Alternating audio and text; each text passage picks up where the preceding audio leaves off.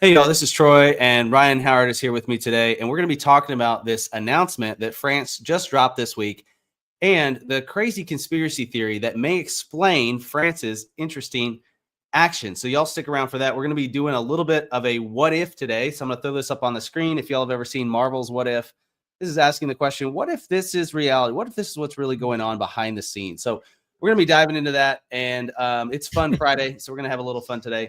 Ryan, what just happened this week in France? Yeah, so this is really unprecedented. So France is really set to become the first G7 nation to officially recognize the state of Palestine. And I'm going to explain a little bit what's happening here and give you why this is really unprecedented. And it's kind of shocking. And so we really do need an explanation for this. But basically, French President Emmanuel Macron, we've been talking about him this week, but he hit the headlines yesterday and he made a proclamation on Twitter. And he said, given its historic commitment to a just and sustainable peace in the Middle East, I have decided that France will recognize the state of Palestine. Peace is possible. And the Palestinian Authority, which is the governing body, one of the governing bodies there, the other one's a terrorist state, terrorist group organization, but we'll talk about that in a minute. Right. But he said that he welcomed France's intent to recognize the state of Palestine, and he thanked President Macron. And went from there. Hamas also cheered on. So that's the other governing body there, which is a U.S. recognized terrorist organization. But they said, we consider this a positive step in the right direction toward doing justice to our oppressed Palestinian people and supporting our legitimate right to self-determination. We call on all countries of the world, especially European nations and those that have not yet recognized the state of Palestine, to follow France's lead. So over 130 to 140 other countries recognize it. Other EU members are Ireland, Spain, Norway, and Slovenia. And those were done in 2024 and 2025. So those are very recent. So I think it's very suspicious and interesting that this is all happening right now. But like I said, Macron posted on X, and his intention is he says there's no alternative. So his intention really is at the next convention to make a formal announcement of this. And so he framed it as both symbolic and as a lever to revive peace negotiations. So really, obviously, I think it goes without saying that Israel is not happy about this. The Prime Minister Netanyahu and the Defense Minister there, Katz, they strongly condemned it and called it capitulation to terrorism and a security threat. And so the United States, also Secretary Rubio, he said that it was a reckless decision, and President Trump dismissed it outright and said it doesn't carry any weight. And so, so I think it's going to be interesting to see what comes out of this. Like I mentioned, there's some others, countries. So UK ministers and Spain's PM, they expressed cautious endorsement as well. Germany didn't really, they remained out. But as far as the G7 goes, France is really the first, they're the first UN Security Council member to recognize Palestine. So this really is significant. And it's really a break in normal diplomacy and how these things go. So it shifts the dynamic between Europe and the UN. So this action, it's greater symbolic and political weight because they basically acted unilaterally. So normally these are things with the G7, UN all coming together with these kinds of things on the same front. And they just kind of broke with the traditional Western approach, which is basically tying recognition of Palestine to a final peace negotiation. And so this is France unilaterally going out and sidestepping that precedent and saying, well, U.S. isn't going to lead this now and these conversations. So Palestine really is walking a tightrope between this symbolic statehood and real world sovereignty. And I'm going to give just real briefly here, like, how do we define sovereignty? How do we define statehood? And so, they have flags and observer status, but they don't have the right borders or independence, and they're not fully legitimate. So there's actually something called the Montevideo Convention, and this is from 1933, and that defines, and the U.S. signed this as well. And so that defines a nation as 4 points: a permanent population, a defined territory, a government, and the capacity to enter into relations with other states. And so they've got arguably 2 of the 4, a permanent population and the capacity to enter into relations with other states. So they have a observer-only status in the UN. They're not a member of the UN, but it's a contested territory. So they don't have a defined territory and a government. It's actually split. So Gaza is governed by Hamas, which is a recognized terrorist organization. The Palestinian Authority, or the PA, is over the other parts of Palestine. And they don't really have the ability, they don't have sovereign borders. Like they just don't have that. So it's really difficult to make the case that it is a nation state. And they have a divided government. They have internal disunity. They don't have unified currency. They don't have unified military. They don't have a unified diplomatic reach. They have lack of control over their borders and their own airspace. So it's really tough to make the case that this should be a nation state. And so I would say the fact that they took this unilateral position opens for like we need explanation for this. And that's where we're going to bring Troy in to give us one potential theory for this. But it is a gaping gap. It makes no sense that they would unilaterally do this. And so we need an explanation for this. So I think it's worth stating, just for the sake of our audience, that we here at Filibusted, at least myself, obviously we care about people of all nationalities. We care about starving children, like we are not against helping people that need help. But at the same time, we need to recognize that historically, Israel actually has offered peace deals where they're literally willing to split the land and like say, hey, we get this land, y'all get this land. And they've given up land. And the Palestinian terrorist organizations have rejected it every time.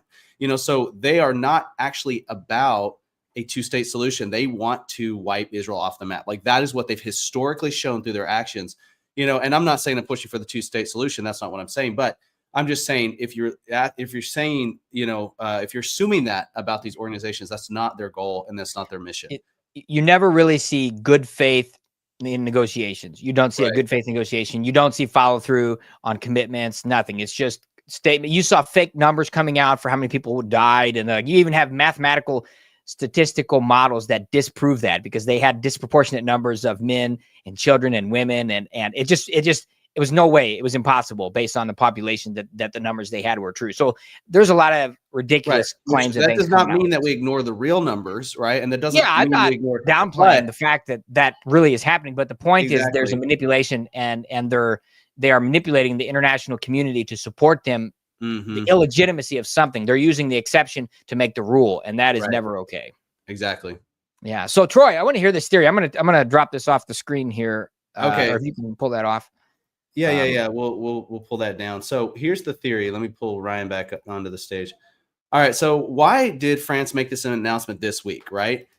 So this news just dropped that France is officially recognizing Palestine as a state on Thursday, July 24th. Okay. Thursday, July 24th. Something just happened the day before that. And that was the announcement of French President Emmanuel Macron and his wife, Brigitte Macron, suing Candace Owens for defamation. And that came out on July 23rd. So y'all are going to be asking the question, what on earth do those two things have to do with each other, right? Well, let me throw this banner back up here that we showed at the beginning. So Disney Marvel Studios has this little series that they do about the Marvel shows called Marvel Studios What If. So we're going to be doing the Filibusted What If today. So I'm not presenting this and saying this is the truth. I'm saying what if, right? Because we're looking for an explanation. And the news dropped one day after the other. So this is where my brain went, okay? And y'all can decide if you want to throw this in the waste bin or not. But Candace Owens has presented mounds of circumstantial evidence claiming that Bridget is a man, and now Candace is getting sued by the Macrons for her claims, right? And they're obviously suing her, saying that this is not true, and that they're getting sued for she's getting sued for defamation. Bridget being the first lady of France. The first lady, yes, Emmanuel Macron's wife. And so one or two things is happening here. They either obviously don't want the truth to come out. So let's say the allegations are true, then they obviously don't want the truth to come out, right? So they're suing her to try to put a stop to it. Or they really want the allegations are not true, and they really just want her to stop libeling them, right? One of those things is happening, one or the other. What if oftentimes attorneys will meet with each other prior to a trial coming, the case actually occurring, and they'll try to do a preliminary discussion and settle it outside of court, if it's possible. What if she blackmailed them through those preliminary discussions, saying France needs to support Palestine? And they looked at each other and said, what the heck, why not? What have we got to lose, right? We're already running this country into the ground anyways. We're already making stupid decisions as it is. If you look at their history and how the people of France feel about their president right now, then, I mean, what have we got to lose, right? That would explain Ian Carroll's tweet, which I'm actually going to try to pull up here if I can. But I'll just read it. I'm not going to show it, but this is Ian Carroll, a very close friend of Candace Owens, been on her show many times. And he says, there is a growing non-zero chance that Candace Owens will topple the Macron government. What? There's a growing non-zero chance that Candace Owens will topple the Macron government. How is uncovering the identity, somebody's sexual identity potentially going to topple a government unless Ian Carroll is buddy with Candace Owens and has had conversations with her behind the scenes and knows there's actually something bigger on the table here called blackmail.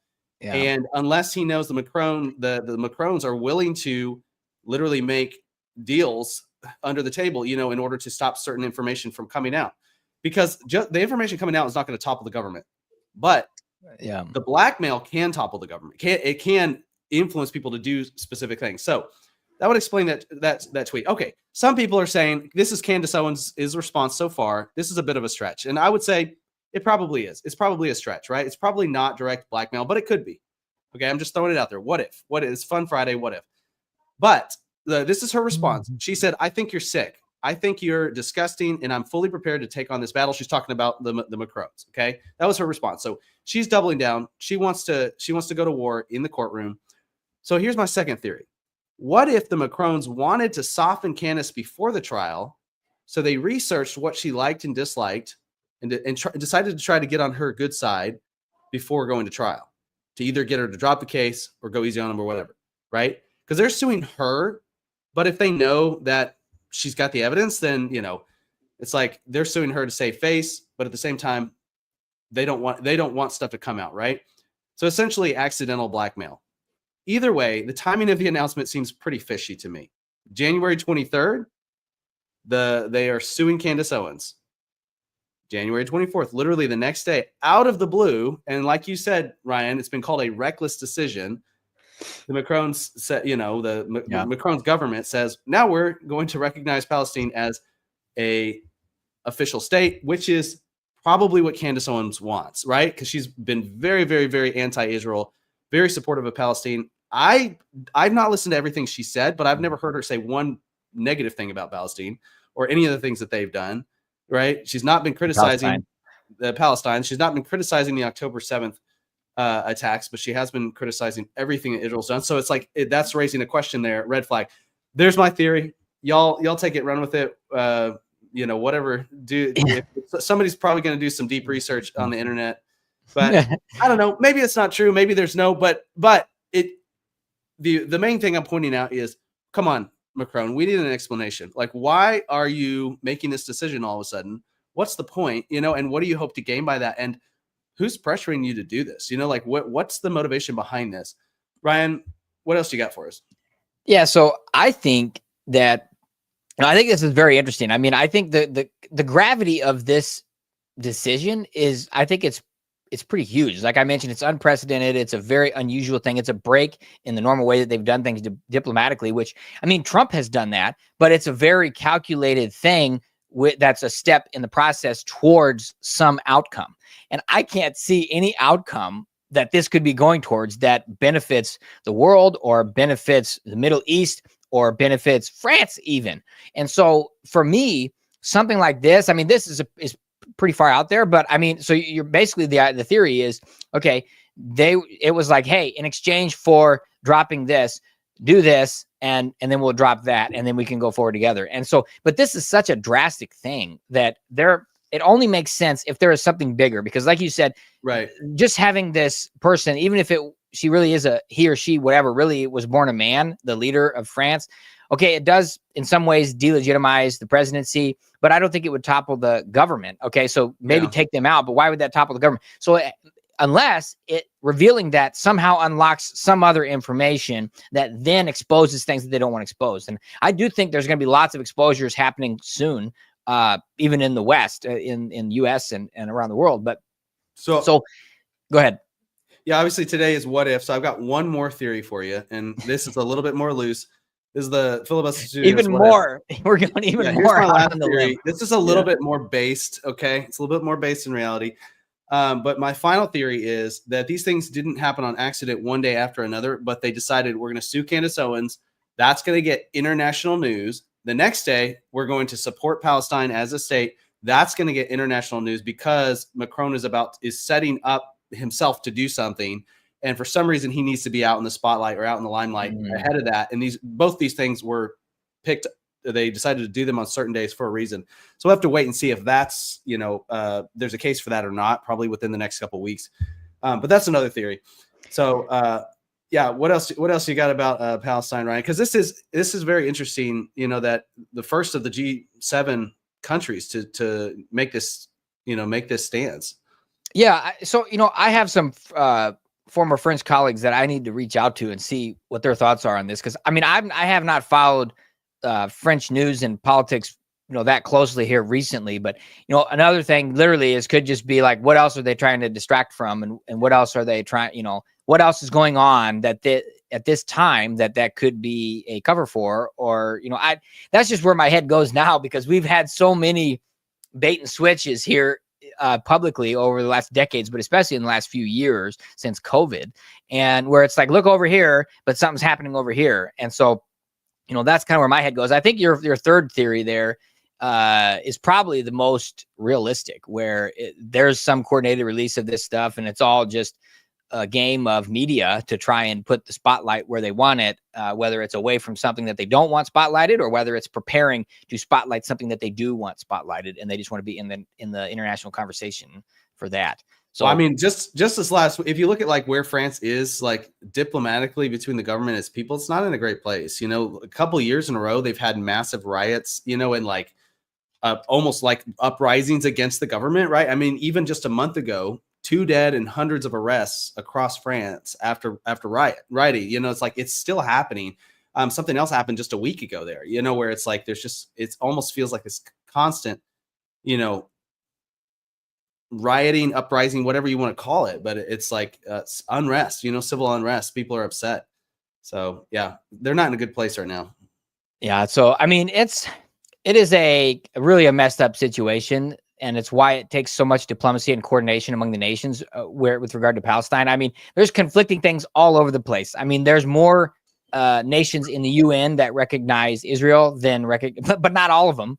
Right. Yeah. And there's more nations that then recognize Palestine. So, but there's like over 140 nations that do in the UN. So it's kind of crazy that Palestine has their own Olympic team. They have their own passports. Like it's kind of crazy. The global community has like schizophrenia a little bit when it comes to this. And so I just think it's legitimizing some a organization or an area that has terrorists as part of their governing bodies is just absurd. And so, I think Jerusalem also is a claimed capital by 3 different groups: Israel, Palestine, and I don't know if the Vatican still does, but it's kind of like just I saw that there. I was like, yeah, I don't think they've called for international status. So anyway, it's just kind of a crazy situation. Like I said, this is very unprecedented. So it's going to be interesting to see what comes out of this, or it might just kind of go up in smoke and nothing changes and we don't talk about it again. So that's kind of all the thoughts that I had to share. So anything else from you? Yeah, my final thought is, when it comes to Palestine and, certain countries recognizing them as a state, it's like, okay, it's something you said a second ago, Ryan. It's like, I get it. If you see a people group as like they need their own location, they need this and that, I get that 100%. Right. But obviously, you're going to have to look at the situation and all that. But when it comes to the terrorist organizations that are supposedly trying to liberate the people or whatever it is, it's like they should never be granted statehood, and they should never be granted citizenship in any sort of state. So let's say a state was created. Let's say that was made to happen at some point, and that went through and all that. It's like everybody behind Palestine at that point, if they are not also behind arresting and imprisoning the terrorist organizations for life, it's like they are being hypocrites at that point. It's like, okay, yeah, we're for world peace and we're for, all these things. It's like, well, no, like you don't stop being a terrorist just because, your people group wanted, one statehood. Like that doesn't happen. Yeah. It's like, it's just, it's very strange situation. Yeah. And I think like, you just think about this. Like, do you really think of people that a governing body, the one we're calling a terrorist organization, and the U.S. government formally recognizes as a terrorist organization, if they're hiding and putting their headquarters and stakeouts in hospitals and civilian buildings so that they can avoid being bombed because of the other people around the world following the rules, the international rules of war, is that a governing body that you really think those people want governing them? Absolutely not. And so it's just absurd. Like that's crazy. You can't imagine the U.S. doing that. And that's manipulation. That's using the people as a shield. That's because they don't really care about the people. They're not fulfilling their governing duties the way God defines them. And so, and not even the way even atheists or pagans or whatever you want to call it define. Nobody thinks that's legitimate. They're not fighting for liberty. They're fighting for control. They're fighting for their own control. Exactly. Their own control. Right. Yeah. And to eliminate Israel from the map, because that's what they believe they're called to do. And so you can't have, that's why it's like when we talk about two-state solution, it's like, well, look, if Hamas stopped fighting, then there would be peace. If Israel stopped fighting, then they would be destroyed by Hamas. That says it all right there. So, all right. Well, that's what I got. I'll give it to you to close, Troy. Yeah. And that obviously doesn't justify every single thing that Israel's done or every single decision they've made. Yeah, that's a whole nother topic. A whole nother topic. And I think you made some really good points. So that's it. That's all we got for today. That was what. Let us know what y'all thought of our first Filibusted Studios What If. Obviously, that's a ripoff. We're trying not to get sued by Disney. Hopefully we can avoid that. We're also trying not to get sued by Candace Owens or the Macrons. I don't know if we'll avoid either of those. But thank God we don't have enough to warrant them wanting to sue us. So that's it. Y'all also, real quick before we finish, y'all go follow us on Facebook. I totally forgot to say that at the beginning. Go follow us on Facebook. We need 100 followers there so we can start streaming to Facebook. So if y'all want to see these live streams or the videos there, we'll be able to do that once we hit 100 followers, hopefully. And then it'll be a lot easier to share if you like to share stuff on Facebook. So there's a link in the description of this video on YouTube. So go click that link, go follow there, and maybe share it, with people you think might want to follow that and see this kind of content. So that's it. Y'all have a blessed weekend, and we will see you next time.